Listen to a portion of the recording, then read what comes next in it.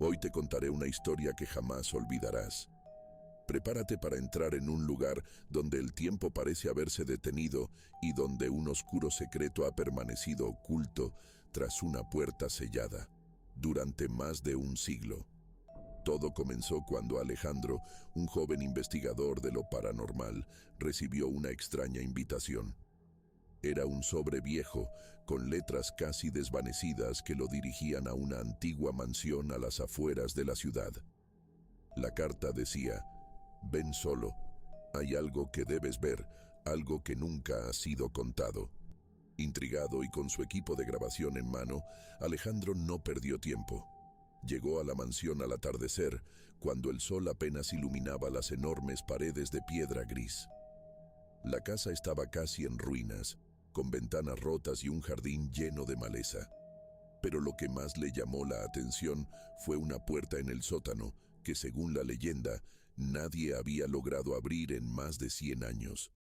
Algunos decían que tras esa puerta vivía el mal, otros afirmaban que era la entrada a otra dimensión.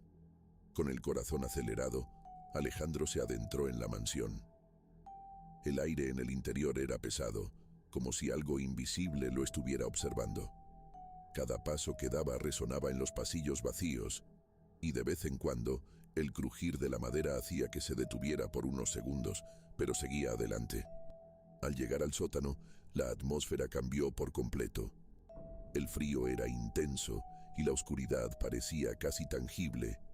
La puerta estaba justo frente a él, de madera maciza, con grandes clavos de hierro oxidado que parecían evitar que alguien la abriera desde afuera.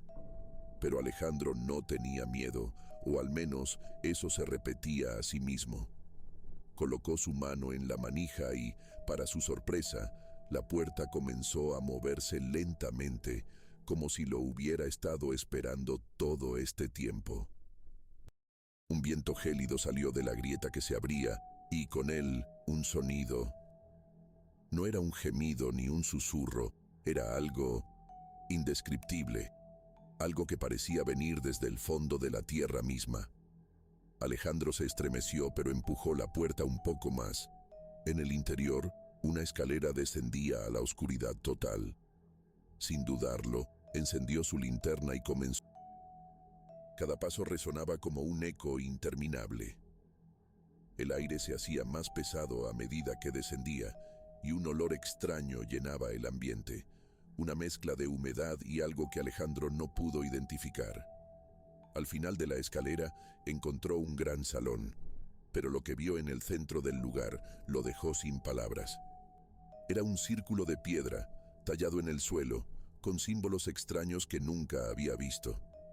En el centro, una figura humana estaba de pie, inmóvil. Alejandro se acercó, pensando que tal vez era una estatua, pero cuando la luz de su linterna iluminó el rostro, se dio cuenta de que los ojos de esa figura estaban abiertos y lo miraban fijamente. Retrocedió un paso, pero al hacerlo, la puerta detrás de él se cerró de golpe, dejándolo atrapado. La figura comenzó a moverse lentamente, cada crujido de sus articulaciones resonaba como un eco en la sala. Alejandro intentó hablar, pero su voz no salía. Estaba paralizado. El miedo lo invadía por completo. La figura, que ahora parecía una especie de guardián, comenzó a murmurar en una lengua que Alejandro no comprendía. Los símbolos en el suelo empezaron a brillar con una luz tenue, y de pronto, todo el salón tembló. Algo estaba despertando, algo antiguo y maligno.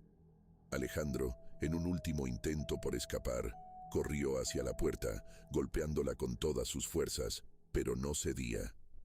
La figura se acercaba cada vez más, y el susurro en su boca se hizo más fuerte.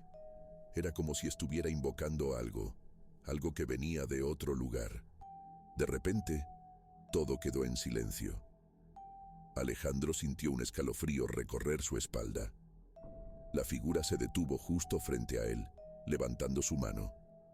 Y en ese momento, las paredes comenzaron a agrietarse, dejando escapar sombras que parecían cobrar vida. Eran seres oscuros, sin forma definida, que rodeaban a Alejandro. En medio de la desesperación, Alejandro recordó algo que había leído sobre ese lugar. La única forma de detenerlos es el sacrificio.